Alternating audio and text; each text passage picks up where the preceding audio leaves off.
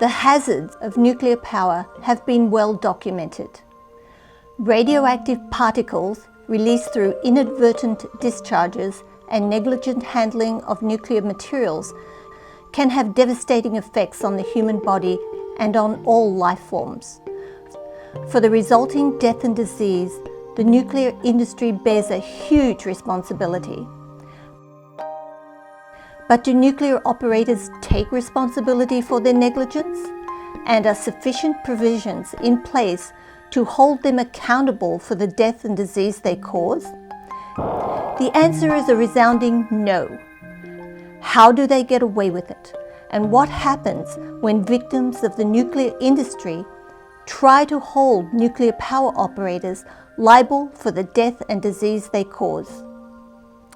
The fact is, the nuclear power industry doesn't like to take responsibility for its negligence and incompetence, and it wields its monetary might to influence government, retain cunning lawyers, and buy the media to shield it from liability. The result is thousands of people suffering from devastating illnesses, debilitating deformities, disfiguring radiation burns that never heal, and incurable cancers, many of them never knowing the cause of their suffering. I know this from personal experience.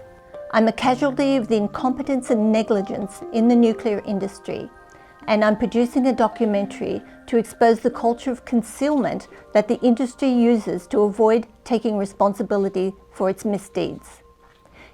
In 1998, I moved to a community less than 5 miles from the Santa Susana Field Laboratory, a secret nuclear test facility hidden in a basin of the Simi Hills, just 30 miles northwest of downtown Los Angeles.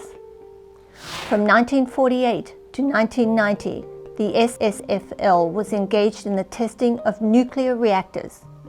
Nearby were the Santa Susana State hiking trails, where I hiked 4 to 5 times a week for 3 years. The SSFL's experimental nuclear reactor was housed in a warehouse with no containment. In 1959, it was the site of the world's first nuclear meltdown, and to this day, the world's 4th worst meltdown. Instead of shutting down the reactor, the operators started it up again, only 2 hours later. During the life of the installation, they repeatedly and negligently released radioactive contaminants into the air and water, contaminating the surrounding neighborhoods, including the Santa Susana hiking trails where I hiked. Naturally, they didn't tell anyone. When I moved to the area in 1998, I was totally unaware that there was an old nuclear facility only 5 miles from where I lived, worked, and hiked. From 1996 through 2005, they tried cleaning up the radioactive grounds of the SSFL, demolishing contaminated buildings, digging up radioactive soil, and shipping the radioactive debris in tarp-covered dump trucks through my neighborhood. Ironically, this cleanup effort actually released dangerous amounts of radioactive contaminants, including highly radioactive enriched uranium, into the environment up to 7 miles from the SSFL. The entrance to the Santa Susana Park hiking trails where I hiked was only half a mile from the route taken by the trucks carrying the radioactive debris. It was during my hundreds of hikes that I was exposed to deadly carcinogenic enriched uranium. In 2001, my first skin cancer appeared. Hair analysis showed uranium levels in my system up to 700% above normal. In the ensuing 14 years, I developed over 130 basal cell carcinomas and also 2 potentially deadly squamous cell carcinomas. My right eye was affected the most. By 2008, the eye had almost entirely closed, and I had to wear a patch because of the light sensitivity and the large scabbing sore eating away the inside corner of my eye. By 2014, the eyelids around my right eye had become seriously disfigured, and my eye had been rendered permanently useless by these cancers. The vast majority of people living in the surrounding neighborhoods still have no idea they were exposed to these deadly radioactive substances. Cancer rates in the area are far above average. Children in the area are sick and dying. Some brave researchers learned the truth and filed a class action lawsuit against the Boeing company, the owner of the SFFL, for negligently causing this death and disease. In 2005, the suit was quietly settled out of court for $30 million. After finally identifying radiation poisoning as the cause of my tumors and lesions, and hoping to find compensation for my injuries, I sued the Boeing company.